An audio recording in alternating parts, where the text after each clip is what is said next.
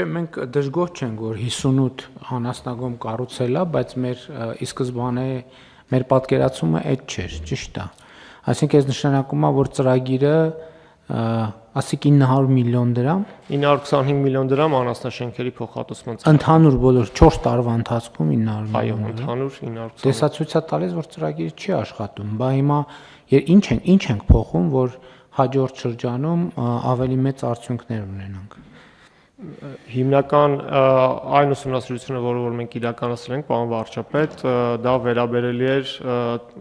սահմանված փոխհատուցվող գումարին, այսինքն մենք գնահատում ենք, թե այս մոդելի անասնաշենքի կառուցման համար ինչքան է առավելագույն սահմանաչափը, որից հաշվարկվելու էր 50% փոխհատուցումը, եւ դրա հիման վրա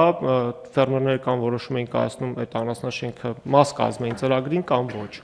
Եվ շատ դեպքերում, հատկապես վերջին տարիների ընթացքում նկատեցինք, որ դիմելությունը որոշակի պակասել է հենց այդ հանգամանքի պատճառով, եւ այդ է պատճառը, որ այս նախագծում վերանայվել են այդ շեմերը։ Ես կարող եմ նաեւ նշել, որ օրինակ 20-ից 25 գլուխ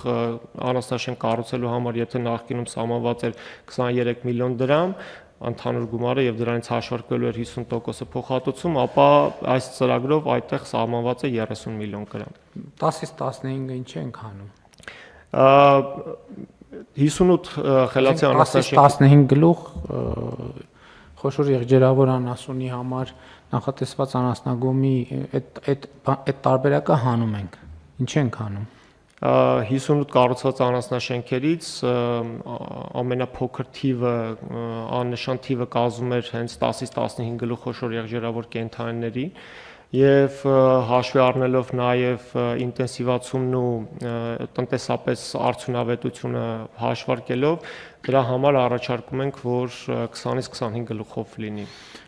Դա ակնհայտ է մեր բոլոր ծրագրերի դեպքում եւ մենք մեր ի սկզբանե այս process-ը ըստ էության ուղիղ եթերում է տեղի ունեցել 2018 թվականից սկսած մենք փորձել ենք հնարավորինս բովանդակային ծրագրեր ունենալ փոքրերի համար հույս ունենալով որ նրանց պետք է աջակցենք, բայց ըստ էության արձագանք չենք ստացել, դրան մեր մեկնաբանությունը ամենատարբերն էր, բայց վերջերս նախորդ կառավարության նիստում ես այդ թեմային անդրադարձա, որ ըստ էության այդտեղ ընդ որում ես այդտեղ մեզ մեղադրական ենթատեքստով չեմ ասում, բայց խնդիրն է նա, որ այդ հատվածում ձևավորվել է մի իրականություն, որը խորը ճգնաժամային է, եւ մեր սովորական այդ պատկերացումները դահլիճային կամերային պատկերացումները իրականության հետ չեն բռնում։ Եվ պարզ է, որ 10-15-ը մենք կարող ենք ֆորմալ թողել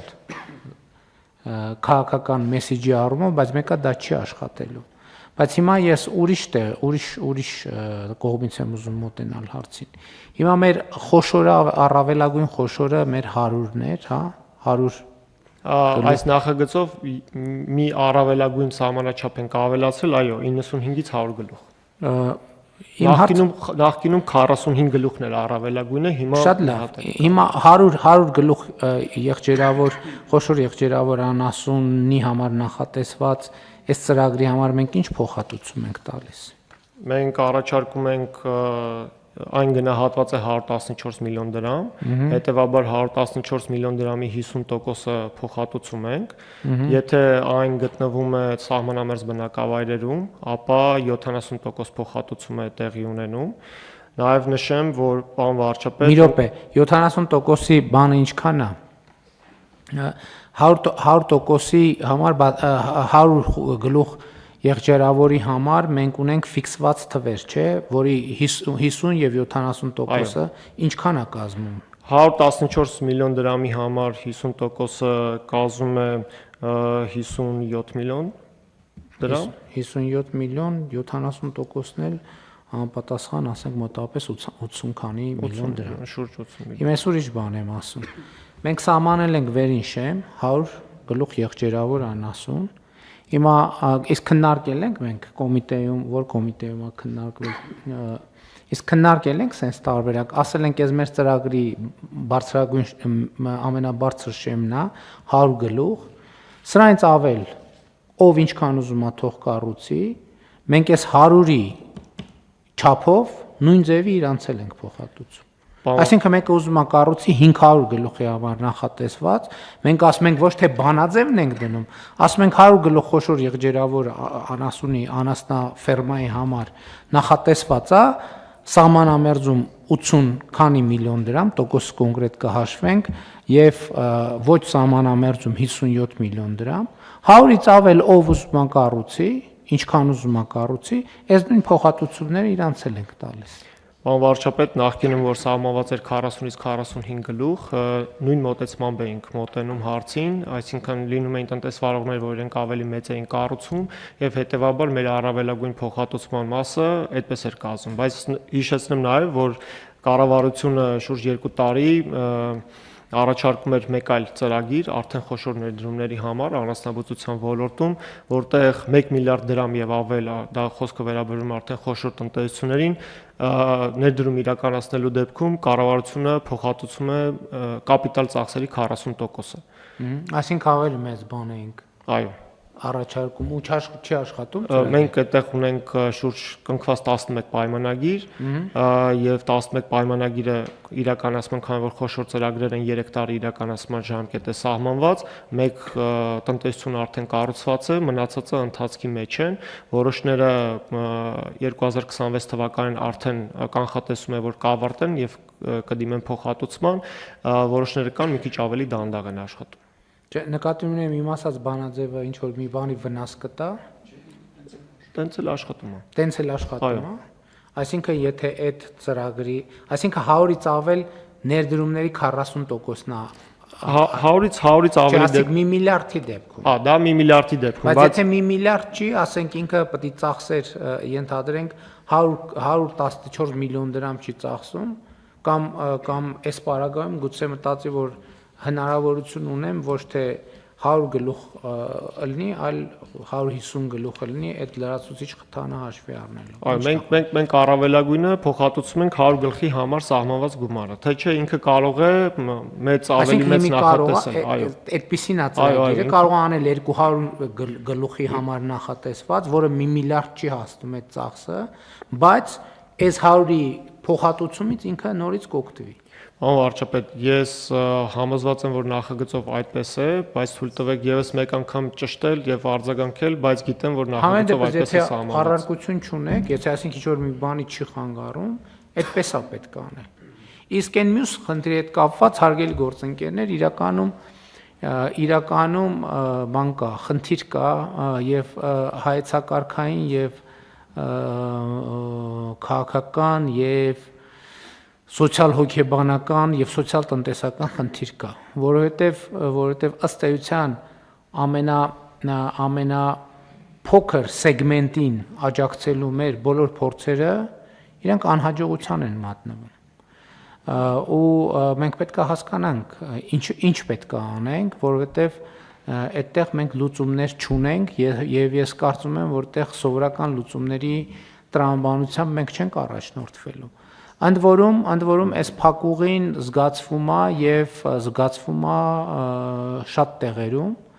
որովհետեւ ելի եմ ասում, այն հատվածում, որտեղ ասենք օրինակ մարդիկ վարկերի տակ են, չգիտեմ, խնդրեմ ունեն, գյուղատնտեսությունը էֆեկտ չի բերում, այդ հատվածում մենք որոշումներ, տասնյակ որոշումներ ենք կայացրել, բայց այդ տասնյակ որոշումները չեն աշխատում։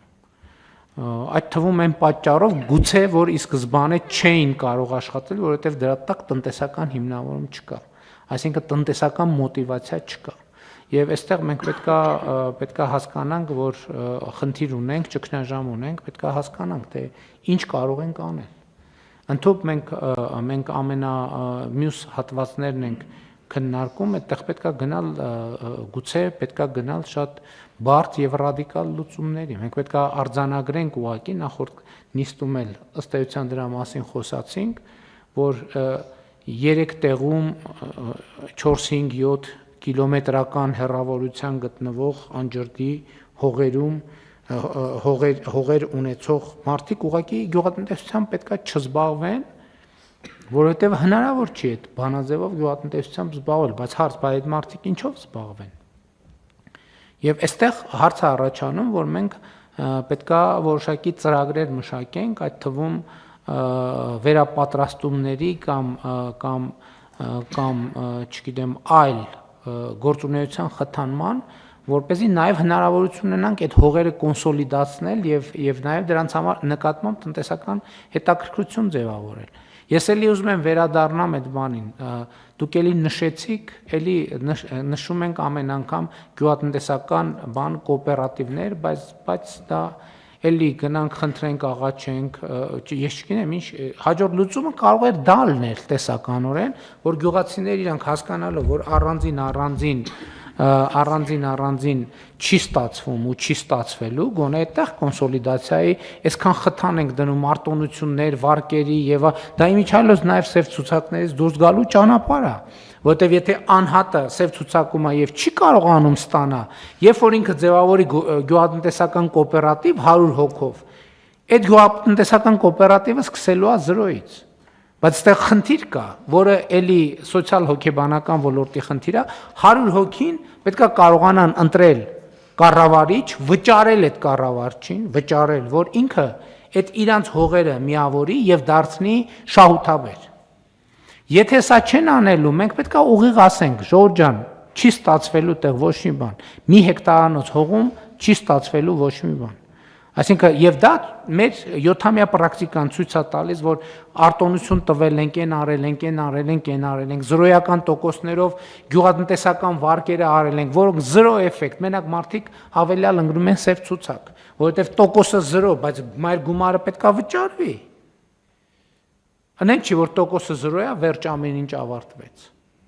Եւ այլն եւ այդպես շարունակ, այդ փողերի անարդյունավետ ծախս, այսինքն ստեղ մենք լրիվ ուրիշ խնդիր պետքա լուծենք, բայց ինչքան էլ դաժան բան է հնչում, մեր իրականության համար տենց մի քիչ բան է հնչում, հասկանում եմ, դեֆորմացված է հնչում,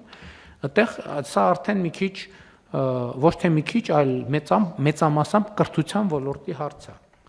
Հանրակրթության մասին չեմ ասում, այլ խոսում եմ հանրակրթության, բայց ոչ դպրոցական եւ բանի։ Մեր բոլորի կրթության չի ստացվելու այդտեղ։ Ինչ ուզում եք արեք։ Ուզում եք եկեք բան անենք, որոշենք, որ այդ բոլոր հողատերերին անհատույց տարին, չգիտեմ, 3 միլիոն դրամ ենք տալ։ Ոչ մի բան չի փոխվելու այդտեղ։ Բացարձակապես ոչ մի բան։